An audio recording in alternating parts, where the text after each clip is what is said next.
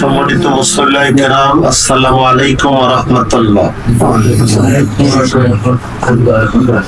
শুকরিয়া মহান আল্লাহ রাব্বুল আলামিনের,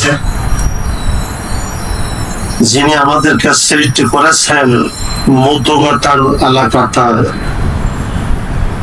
টপকে পড়া ছিটকে পড়া কয়েক ফোঁটার নাপাক পানির দ্বারা সৃষ্টি করার পর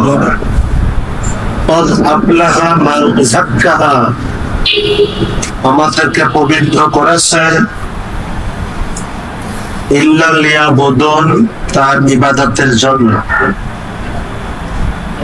যে মহান মাবুদ আমাদেরকে ইবাদতের জন্য পবিত্র করলেন, সেই মহান মাবুদের দরবারে কালিমাত শুকর গুজার করি, সবাই বলি আলহামদুলিল্লাহ।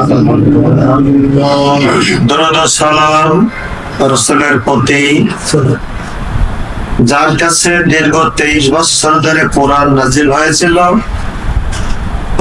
অক্লান্ত পরিশ্রমের মাধ্যম দিয়ে সেই কোরআনের আইন বাস্তবায়ন করেছে।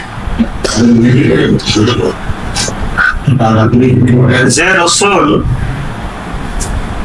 তার গালের দাম মোবারক শহীদ হয়েছিল, যে নবীর লহর হেলমেট ভেঙে তার কপালে ফুটে গিয়েছিল, যে নবী ইসলামের বিধান কায়েমের অপরাধে আবু জেহেলের জেলখানায় 3.5 বছর জেল কাটতে হয়েছিল,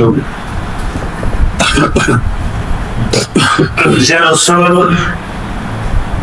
ইসলামের আইন প্রতিষ্ঠার জন্য 97টা যুদ্ধ করেছিল, যে রাসূল ইসলামের বিধান কায়েমের জন্য 27টা যুদ্ধের সেনাপতির দায়িত্ব পালন করেছিল, যে রাসূল কোরআনের আইন প্রতিষ্ঠার জন্য মক্কা থেকে 10,000 সৈন্য বাহিনী নিয়ে মক্কা বিজয় করে নিয়েছিল, তারপরে মক্কার ঘরে রাখা 360টি মূর্তি ভেঙে গুড়িয়ে দিয়েছিল এবং কাবা ঘরের ভিতরে নামাজ আদায় করেছিল। যে রাসূলের শাসন আমলে উমর রাদিয়াল্লাহু তাআলা আনহু আইন বিভাগের দায়িত্বে ছিলেন, যতদিন আল্লাহর নবী প্রেসিডেন্ট ছিলেন ততদিন হযরত উমর রাদিয়াল্লাহু তাআলা আনহুর আদালতে একটা কেসও দাখিল হয় নাই। যে রাসূল ইসলামের বিধান কায়েম করার পরে যে সমস্ত মানুষেরা মেয়ে বিবাহ দিতে পারে না অর্থের অভাবে, তাদের মেয়েদেরকে বিবাহ দেওয়ার দায়িত্ব নিজের হাতে গ্রহণ করেছিলেন। যে রাসূল ইসলামের রাষ্ট্র তৈরি করার পর লোকেরা ঋণগ্রস্ত হয়ে গেলে তার ঋণ পরিশোধ করার মতন ক্ষমতা না থাকলে আল্লাহর নবী নিজে তাদের ঋণ পরিশোধের দায়িত্ব গ্রহণ করেছে।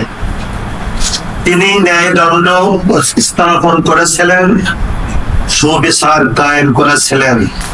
তার দেশের ভিতরে একটা মানুষ না খেয়ে থাকতো না এবং একটা কুকুর পর্যন্ত না খেয়ে কোনদিন কষ্ট পাই নাই। সেই রাসূলের উপরে দরুদ সবাই বলি সাল্লাল্লাহু আলাইহি ওয়াসাল্লাম।